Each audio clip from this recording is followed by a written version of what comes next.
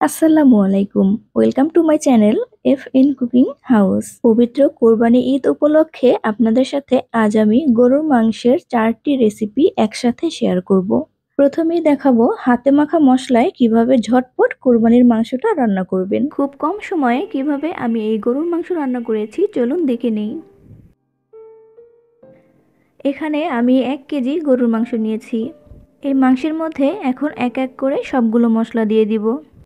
দিচ্ছি 1 চা চামচ মরিচের গুঁড়া, হাফ চা চামচ হলুদের গুঁড়া, 1 চা চামচ ধনিয়া গুঁড়া, 1 চা চামচ জিরা গুঁড়া, দিয়েছি 1 টেবিল চামচ আদা বাটা, 1 টেবিল চামচ রসুন বাটা, 2 টেবিল চামচ পেঁয়াজ বাটা, আর দিচ্ছি 1 চা চামচের মতো সয়া সস। এটা সম্পূর্ণই অপশনাল, চাইলে বাদ দিতে পারেন। দিয়েছি লবঙ্গ, এলাচ, তেজপাতা, দারচিনি। পরিমাণ মতো লবণ দিয়ে মশলাগুলোকে মাংসের সাথে মেখে নিব। মাংসের সাথে মশলাগুলোকে মেখে নিয়েছি। এদিকে চুলায় একটি প্রেসার কুকার বসিয়ে হাফ কাপ তেল এবং হাফ কাপ পেঁয়াজ দিয়ে বাদামি করে ভেজে নিয়েছি। এরপর এই প্রেসার কুকারের মধ্যে মেখে নেওয়া মাংসগুলো দিয়ে দিচ্ছি। মাংসগুলোকে আমি প্রেসার কুকারে রান্না করছি, আপনারা চাইলে রান্নার রেগুলার হাঁড়িতেও এই রান্নাটা করতে পারেন। প্রেসার কুকারে রান্না করলে 15 থেকে 20 মিনিটের মধ্যেই মাংসটা সম্পূর্ণ সেদ্ধ হয়ে যায়। মাংসটা দেওয়ার পরে 1 কাপের মতো পানি দিয়ে দিয়েছি আর নেড়ে মিশিয়ে নিচ্ছি।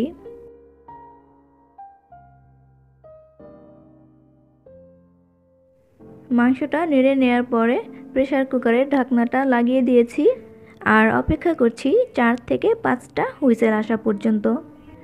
4 থেকে 5টা হুইসেল আসলেই মাংসটা সম্পূর্ণ সেদ্ধ হয়ে যায় এবং খুব সফট হয়। মাংসটাতে 5টা হুইসেল দিয়ে নিয়েছি আর তারপরে ঢাকনাটা খুলে মৃদু আঁচে কিছুক্ষণ চুলার উপরে রেখে দিয়েছিলাম। এই তো খুব কম সময় রান্না হয়ে গেল মজাদার গরুর মাংস। এখন আমি আপনাদেরকে গরুর পায়া বা নিহারি রান্না করে দেখাবো। আমি এই নিহারিটি যেভাবে রান্না করেছি এভাবে রান্না করলে এটা খেতে কিন্তু ভীষণ মজার হয়। আমার চ্যানেলটিতে নতুন হয়ে থাকলে ভিডিওটিতে একটি লাইক দিয়ে এবং চ্যানেলটি সাবস্ক্রাইব করে পাশে থাকবেন। নিহারিগুলো আজ আমি প্রেসার কুকারে রান্না করব। আপনারা চাইলে প্রেসার কুকারের পরিবর্তে নর্মাল হাঁড়িতেও এই রান্নাটা করতে পারেন। প্রথমেই আমি প্রেসার কুকারে দিয়েছি 2 টেবিল চামচের মতো সয়াবিন তেল এবং 3 টেবিল চামচ পেঁয়াজ কুচি। এখানে আমি বেশি তেল দিব না, কারণ গরুর পায়ে থেকেই অনেকটা তেল বেরিয়ে আসবে।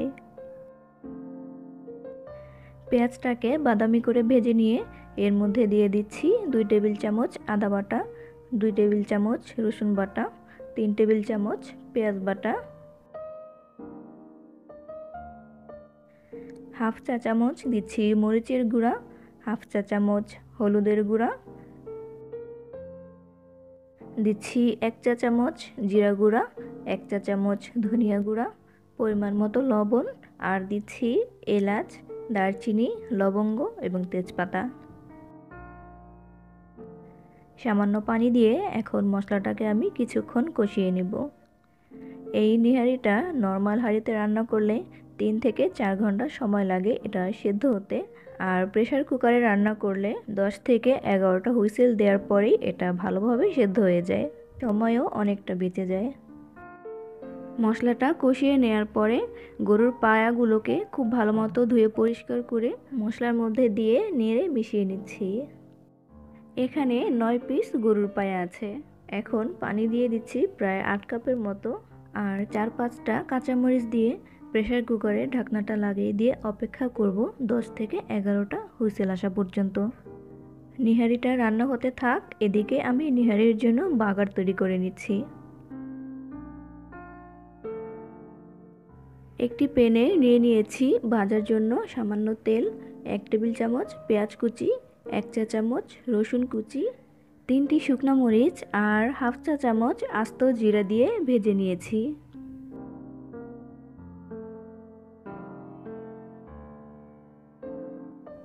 এদিকে নিহারিটা 11টা হুইসেল আসার পরেই ভালোভাবে সেদ্ধ হয়ে গিয়েছে।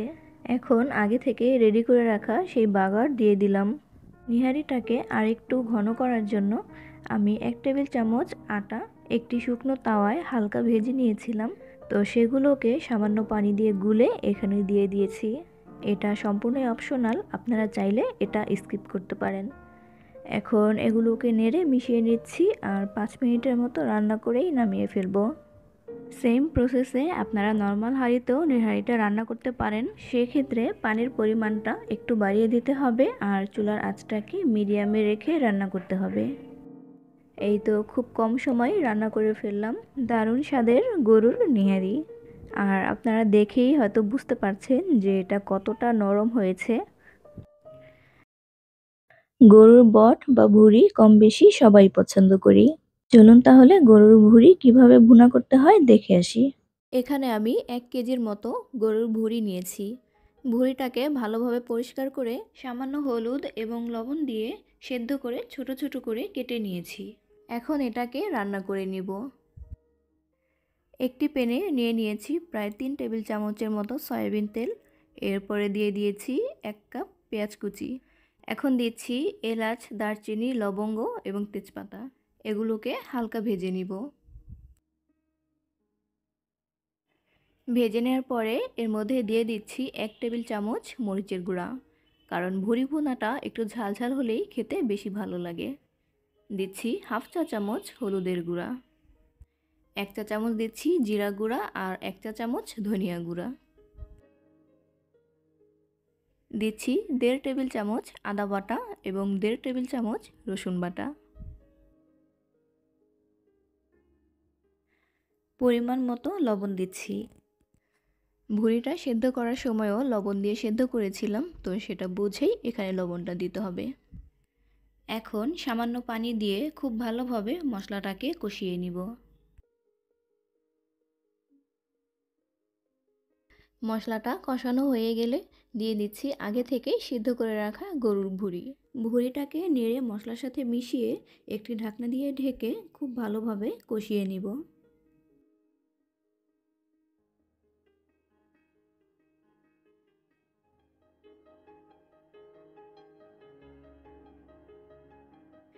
এই তো ভুঁড়িটা কষিয়ে নেওয়া হয়ে গিয়েছে।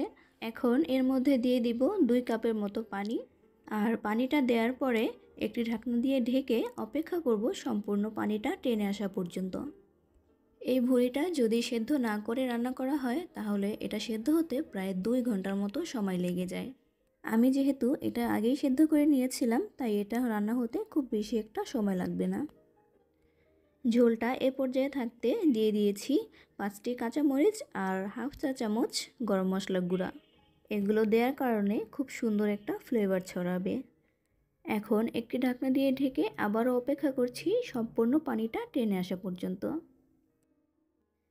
এই তো খুব ঝটপট রান্না করে ফেললাম খুবই মজার গরুর বট বা ভুঁড়ি ভুনা। আমার তো এটা ভীষণ পছন্দ, জানি না আপনাদের কাছে কেমন লাগে।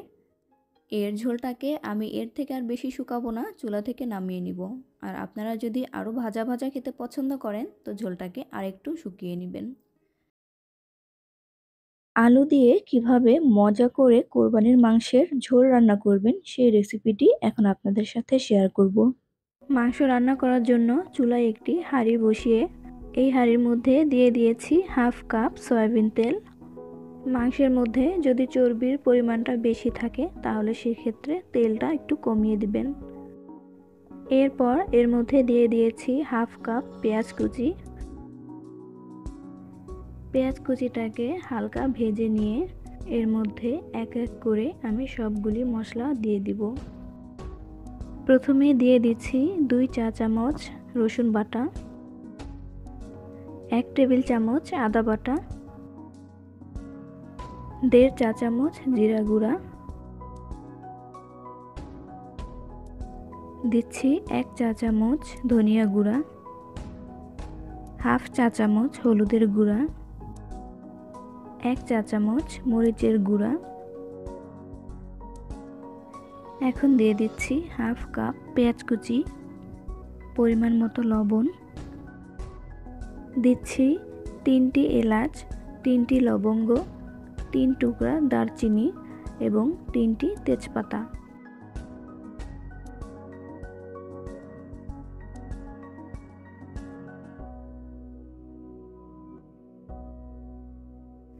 সব কিছু দেওয়ার পরে সামান্য পানি দিয়ে আমি মশলাটাকে কষিয়ে নেব। এই গরুর মাংসটা অনেকভাবেই রান্না করা যায়। এভাবেও রান্না করা যায়, আবার মাংসের সাথে মশলা মেখেও রান্না করা যায়। মশলাটা কষানো হয়ে গিয়েছে, এখন এর মধ্যে আমি গরুর মাংস দিয়ে দিব। এখানে 1 কেজি পরিমাণে গরুর মাংস আছে। মাংসটাকে ধুয়ে আমি পরিষ্কার করে নিয়েছি।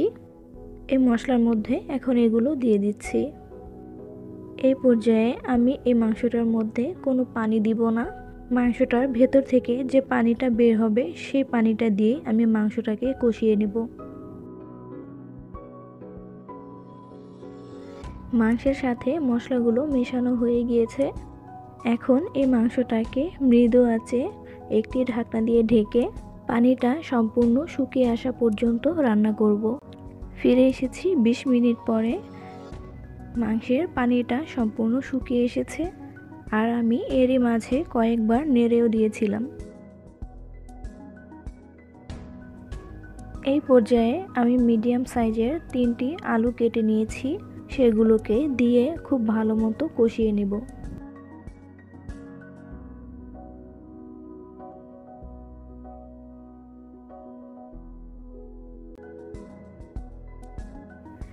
মাংসটাকে খুব ভালো মতো কষিয়ে নেওয়ার পরে আমি এর মধ্যে দিয়ে দিচ্ছি পরিমাণ মতো পানি। মাংসটা খুব ভালো মতো সেদ্ধ হয়ে যাওয়ার পরেও ঝোলটা যেন ঠিক মতো থাকে, সেই অনুযায়ী পানিটা দিতে হবে।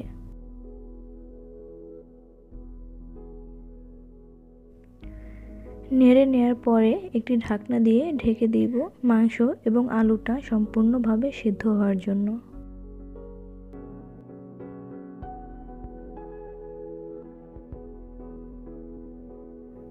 আবারও ফিরে এলাম। এই পর্যায়ে মাংস এবং আলু দুটাই খুব ভালো মতো সেদ্ধ হয়ে গিয়েছে। এখন আমি এগুলোকে চুলা থেকে নামিয়ে ফেলছি।